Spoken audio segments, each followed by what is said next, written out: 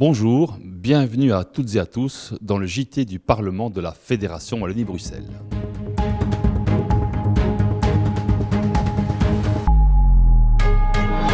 Économie à tous les étages, le Parlement n'échappe pas à la règle avec son projet de budget pour 2025.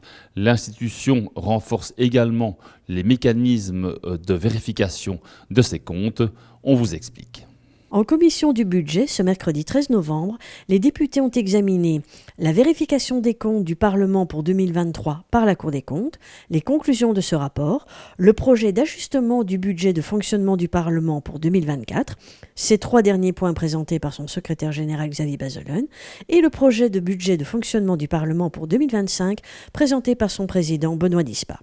La mission d'audit de la Cour des comptes s'est déroulée d'avril à septembre 2024 et a mobilisé l'ensemble des services du Parlement qui, au cours de ces mois de travail, a envoyé des centaines de documents aux inspecteurs de la Cour et assuré un reporting spécifique, notamment des étapes de contrôle et du respect des procédures lors des marchés publics par exemple.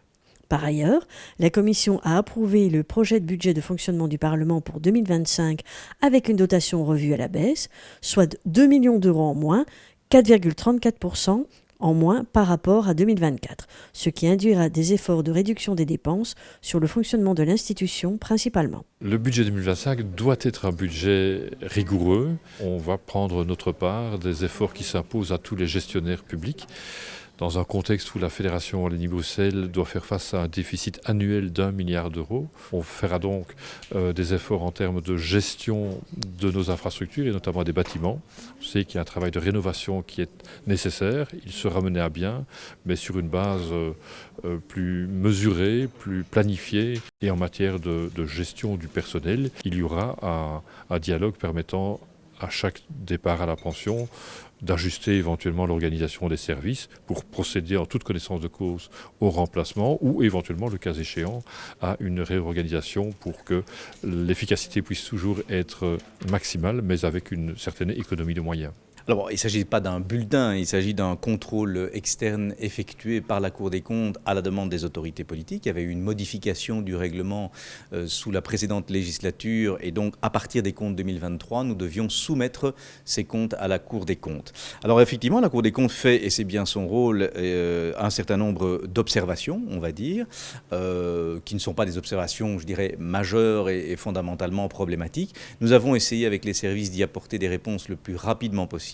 Et sur les 12 observations qui ont été formulées, 8 sont d'ores et déjà rencontrées. Ce rapport de la Cour des comptes sera d'ailleurs public sur le site internet du Parlement en lien avec le rapport de la Commission du budget qui a examiné les comptes 2023.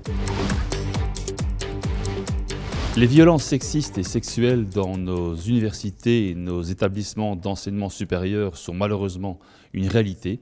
Une étude vient de le confirmer en commission, explications et interviews.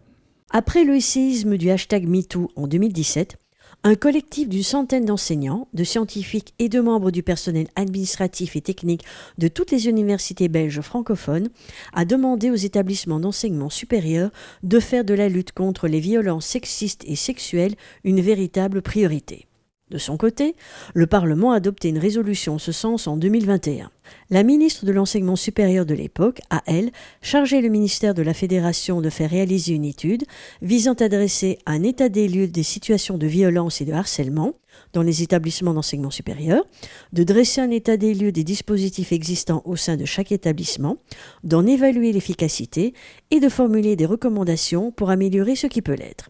Fabienne Glowacz, directrice de l'unité de recherche Adaptation, Résilience et Changement de l'Université de Liège, est venue présenter devant les députés le rapport Behaves pour bien-être, harcèlement et violence dans l'enseignement supérieur en Fédération Wallonie-Bruxelles devant les députés. Il y a une recommandation quant à la protection. Donc il faut renforcer la protection des victimes et de renforcer tous les dispositifs qui vont assurer l'accueil.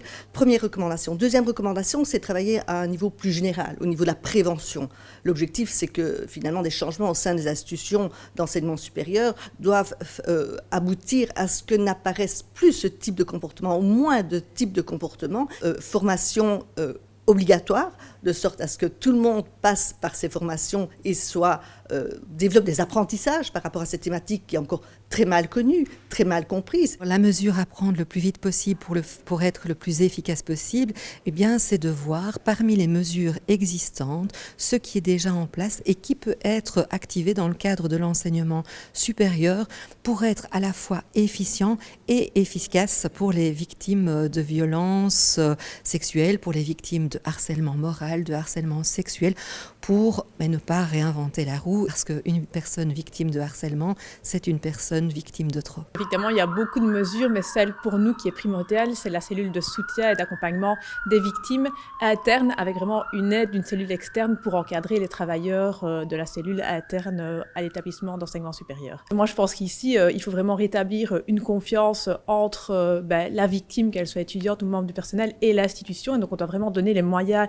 aux institutions de développer cette politique de prévention et d'aide aux victimes dans le cadre justement du harcèlement ou de faits de violences sexuelles. Je crois vraiment qu'avant tout, toutes les opportunités, toutes les occasions doivent être prises pour renforcer les dispositifs existants, éventuellement en créer de nouveaux, pour lutter contre les violences sexistes, mais aussi contre le harcèlement. Un argument aussi, une présentation très convaincante de la ministre-présidente, qui est de manière très volontaire, très volontariste, qui était présent avec nous aujourd'hui, qui a entendu déjà pour la deuxième fois l'ensemble de tous les éléments du rapport, qui a répondu aux préoccupations, comment mettre en œuvre ces différents volets, quelles sont celles qui doivent être retenues. Je pense que déjà ce qui est très important avec l'audition qu'on vient d'avoir, c'est ça montre à quel point la parole des victimes, ce que les organisations de terrain dénoncent depuis des années, c'était la partie émergée de l'iceberg et qu'énormément de femmes sur les campus sont victimes de ça et qu'aujourd'hui il faut des vrais investissements structurels pour mettre en place par exemple des cellules externes et internes dans les universités pour que la parole des victimes puisse être entendue, mais surtout qu'il y ait une réponse à ça et que ça ne reste pas lettre morte et que tout ce travail militant paye enfin ses fruits. Le constat aujourd'hui, c'est un chiffre. 1 à 3% des personnes victimes de ces harcèlements, de ces violences, vont vers les dispositifs actuels. C'est clairement insuffisant. Pour Écolo, il est urgent d'agir, de promouvoir un climat de justice, un climat de respect mutuel et de lutter justement par rapport à l'impunité qui peut exister dans l'enseignement supérieur. Nous souhaitons aujourd'hui des cellules internes pour prendre en compte la parole des victimes, une cellule externe indépendante et un observatoire de l'enseignement supérieur.